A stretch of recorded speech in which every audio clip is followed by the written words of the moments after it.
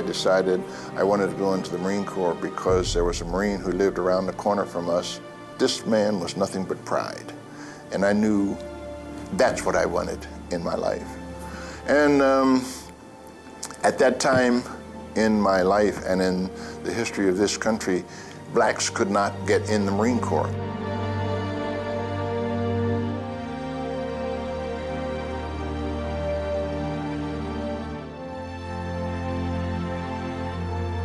Montford Point camp was a segregated camp where black men were garrisoned. Nobody ever heard of it, nobody ever knew about it, and nobody ever knew it existed. There were only 2 boot camps in the Marine Corps for 99.9% of the Marines. My drill instructor, he was the one that told us that if you're going to be a black Marine, you're going to have to be better than anybody else. Better. When I went in, actually, we only had a few non-commissioned officers. And one of the officers wound up having Montford Point named after him, Hashmark Johnson. He didn't have to say anything. Just look in his eyes, just stare. You knew what he meant. And you just waited for him to speak. You were subjected to very intense training, and you feel like a survivor. In fact, you survived the training, and now you're officially a Marine. You felt as though you had accomplished something within yourself. You know, Buffalo Soldier, Tuskegee Airmen, all this, and the Montford Point Marines, you know, it's the same thing.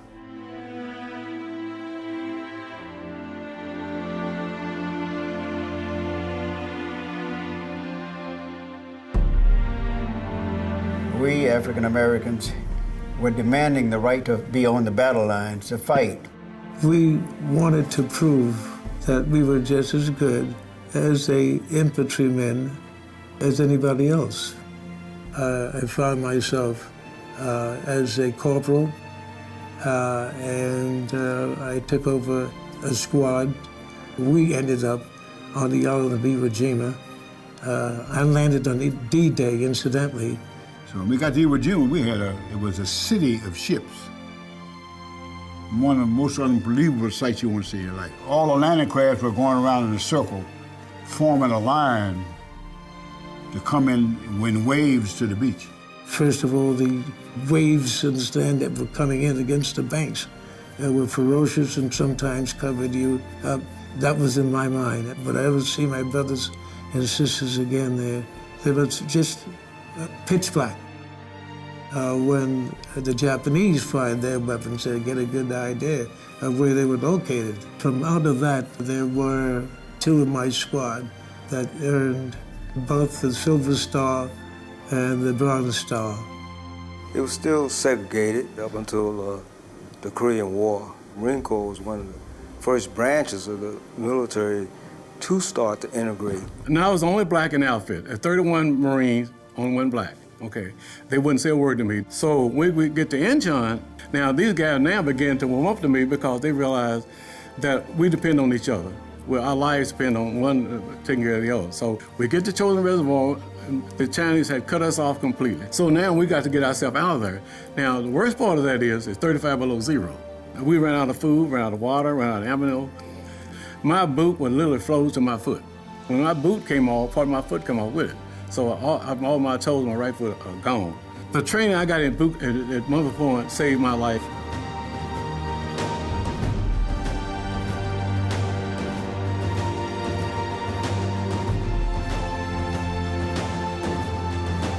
We were coming home from overseas, and we stopped at the railroad station, and we saw all these signs.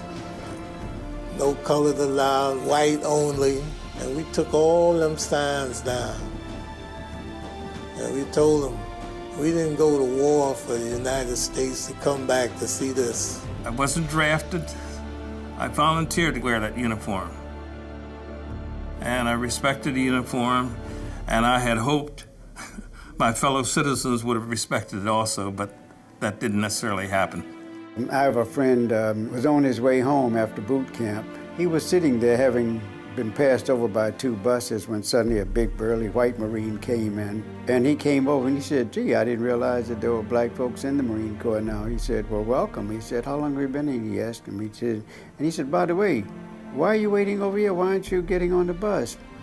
And he said, every time the bus comes in, the white folks are put on first and I can't get on. With that, the white Marine called out, who's in charge of this bus station? And the manager of the bus station came over and he said, you see that Marine over there? He said, when the next bus comes out of here, I want to see his butt on one of those seats. This is 1943. The commonality, the common brotherhood between Marines was shown at that time.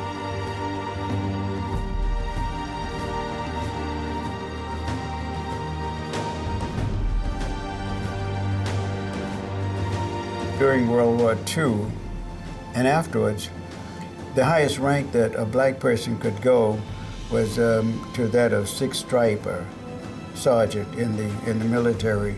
Captain Frederick C. Branch became the first officer in November 10th, 1945, after the war had ended. Then years later, we had warrant officers. Annie Grimes, she's the 3rd black woman to come in the Marine Corps. She's the first to be commissioned. People like me, other minorities in the Marine Corps, have the opportunity to be a part of this organization because of their sacrifices. Being a drill instructor myself, I never forgot the struggles that they went through. The sky's the limit of things that I can do because of these Marines. It's a different attitude, a complete different attitude. And back in the days when we were coming along, I don't believe that would ever happen.